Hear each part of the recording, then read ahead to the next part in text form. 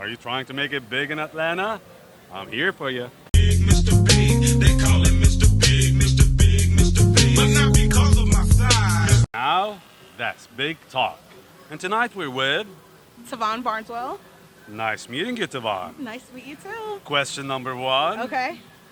What's the biggest misconception people have about you? That I am confident. And you're not? No, actually probably, I think people think on a scale from 1 to 10, I might be like an 8 or a 9. In real life, I'd probably be like a 2 or 3. Oh, Yeah. but you're not shy at all. You're good. You're good. See, that's why they call it a misconception. Okay. Okay. If you could make a big change in the world, what could that be? I would say for people that in general have more empathy. I think that Okay. in general, I think empathy would help across the board in terms of the way people interact with each other, law making, policies, things like that, just everyday relationships, how we interact with the environment. I think empathy would be a big thing that would help a lot of people. Nice. Let's level up. Okay. Ooh. What's the biggest, most extravagant thing you've ever purchased? Oh. Ooh, that's a hard one. That's a hard one because I'm not into extravagant things. I would probably say, go ahead. Were you gonna say Could be a something? big car, could be a big thing. I guess my car would, no, my house. My house. Well, that's big enough. Yes, I just thought Yeah. about that. Yeah, my house. I bought my house after a divorce, and it was the biggest thing I've ever purchased by myself, and I was very proud that I was able to do it solo. Yeah. Interesting. Yeah. Leveling up. Okay. What's the biggest boy or girl you've ever dated? Biggest, like size? It could be size, it could be big as he's big and like I just had somebody said that they were dating Shaquille O'Neal. Oh, So that could be big. oh, like yeah, that could be a like big in terms of Exactly. celebrity So, or size. actually, Shaquille is both. Right, that is He's true. big and big. That is Yeah. true. I would say biggest heart. How about I go with that? Sure. So I did date someone. He was a teacher. He is a teacher, and I would say out of all the people I've dated, he has the biggest heart of any person that I've ever been with. Interesting. Yeah. Interesting. Okay. Leveling up. What's the biggest secret you've ever held from a partner? From a partner. I'm not big on secrets. Oh, okay. Biggest secret I've held from a partner was probably that I was afraid of them. Okay. Yeah. And you're not. Well, no, I held the secret that I was afraid of them. Oh, I okay. never told them straight to their face that I was afraid of them. So, yeah. Okay, let's level up. If you could have a big party, invite any celebrity, what would that be? Which celebrity would that be? Oh my gosh, it would probably be. Oh my gosh, that's a hard one. A celebrity. I feel like celebrities are just regular people. So there's no one that I really like. Feel like they're just like really good at their craft, but there's nothing like really Maybe they're super interesting. You human. want to enjoy them, and it's a party. Yeah. I'm gonna geek out and go NPR's Lois Reitzes. Yeah, I really love her. I love the way that she interviews. I would love to be interviewed by her or to do something that I don't want to say would be worthy of her interviewing, but something that would be interesting for her to interview me about. Leveling up. Okay. What's the most embarrassing thing Uh-huh. or moment that ever happened to you while you're having sex? Oh my gosh. Wow. Oh. I would say, oh my God, I hope no one I know has watched this. The most embarrassing thing that has ever happened to me while having sex would be that I fell out of the bed. But not just fell out of the bed, but like fell out of the bed in between like the bed and the wall, and I was like upside down, and I Oh my needed the God. person to get me up. Like that's how stuck I was. So like it was already the fact that I'm laughing, this person is laughing, but it's like, okay, stop laughing. Like I legitimately need you to help me get up because everything is just up in the air. Did that stop So- you from continuing, or just? Oh, it was at the end. It was Oh. at the end. Yeah, it was like a, ooh, Like the that was climax, great. and it And was then like, like you find ooh. not the climax, but just like the rest period, you know, falling out afterwards. Oh. So yeah. Okay, perfect. Would you want to do one more question? Yeah, sure, come on. Okay. If you could instantly become big, what would that thing be?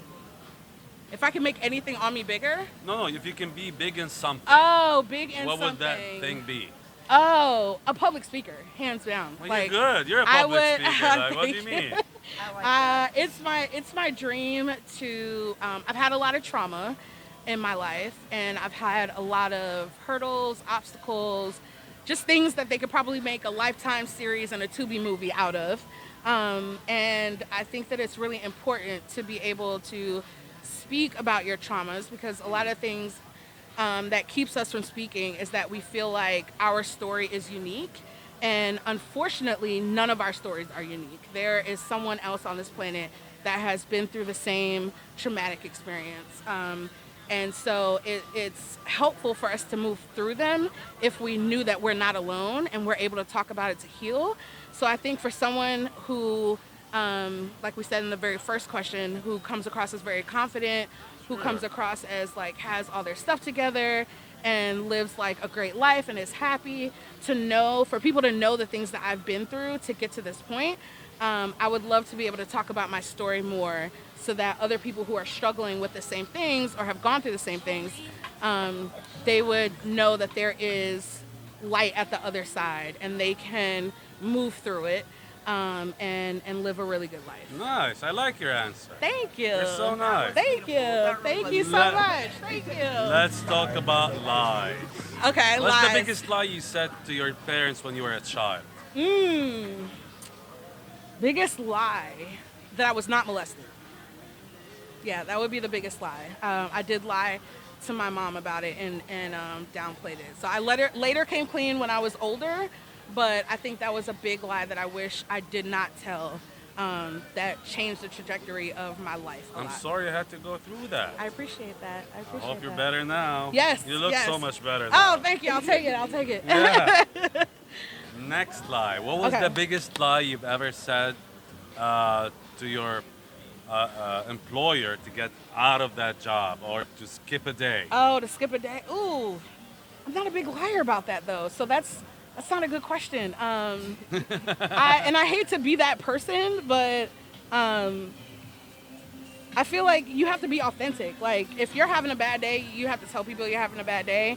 If you are tired because of whatever reason, you just have to be honest. Because that authenticity, like you realize that your boss is a person too. That's what I said about celebrities. Like everyone is a person. So I don't really see my boss as anything different than me being like, listen, I'm having a bad mental health day. Like my kids were up all night. Like I don't have it in me to give it to you today. So, sorry, I don't have a better answer for you on that one. You're good. You're good. That was good enough. That was good enough. Yeah, just be honest. And then you don't have to remember the lie. That's the other thing, because I have a bad memory. So for me to be like, oh shoot, what did I tell this person? That's why I try really hard not to lie, because I know my memory is shot. Final question. Okay. What's the biggest thing that you've learned from a mistake that you've had? That we all do the best we can at that moment for where we are in that place. I think. Can you tell us the mistake that you've done? Yeah, I mean, it could be anything from like staying in a marriage too long, taking, not calling a friend back when you probably have it in your heart that you should have, but you succumb to being lazy or just not feeling like it. I think just mistakes in general, I think we're super hard on ourselves. But for myself, I know that I am constantly trying to do the best that I can at that moment. And there are times that I fall short. And in hindsight, being 2020, you always will say, like, I wish I would have did this. I wish I would have said this. And you wish that you would have did things different, but you couldn't, because that's not who you were at that moment.